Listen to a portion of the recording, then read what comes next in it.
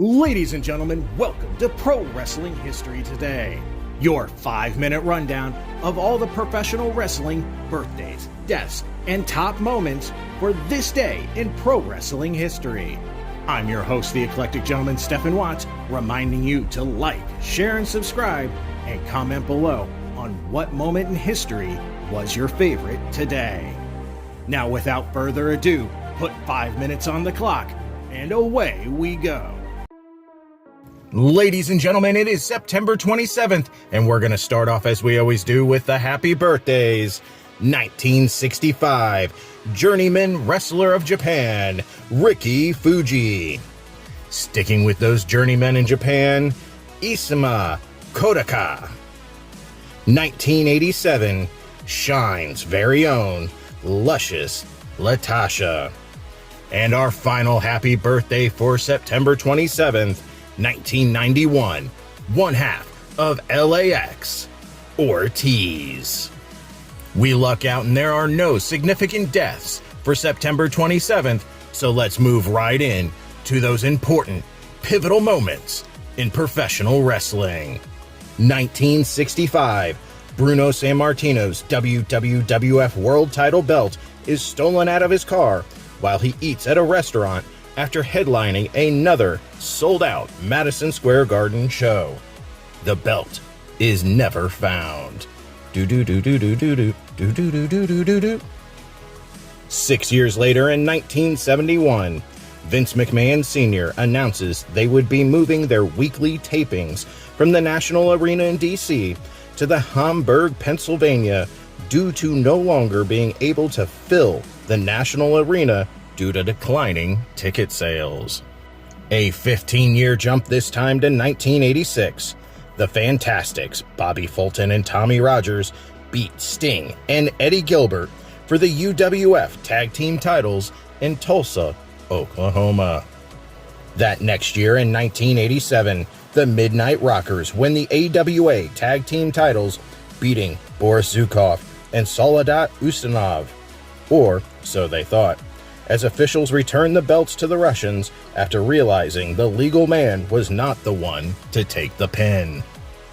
1991, WCW star Tom Zink is arrested for battery, possession of marijuana, and felony possession of steroids in Ohio. This is after a WCW live event where he pinned Oz, aka Kevin Nash. Come to think about it, a greenhorn Kevin Nash would probably make me mad and want to beat somebody up and smoke up. Staying in 1991, at a house show in Minneapolis, Minnesota, Sid Justice, substituting for the Ultimate Warrior, beats The Undertaker in a casket match.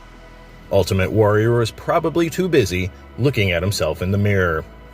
Jumping 2 years this time to 1993, WWF announced that Shawn Michaels had been stripped of the Intercontinental title after walking out on the company due to a dispute with management. 1994, Nori Hanaga beats Wild Pegasus in a tourney final to win the IWGP Junior Heavyweight title.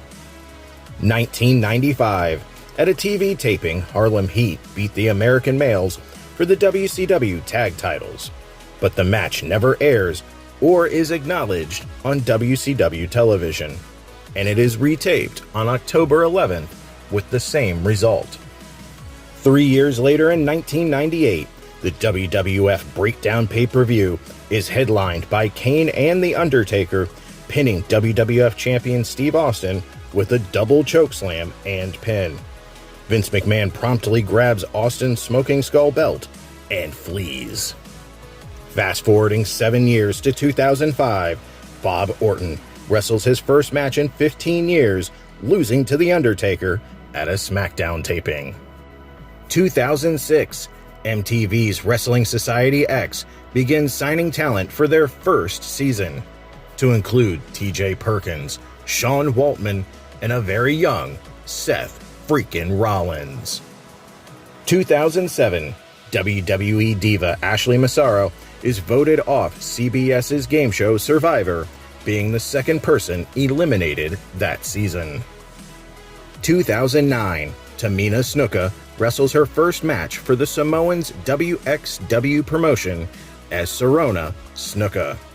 And last but not least, 2010, Chris Jericho ends his second WWF run on a taped Raw with an injury angle against Randy Orton.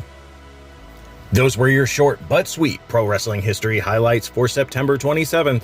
I'm the eclectic gentleman Stephen Watts, and we'll see you tomorrow.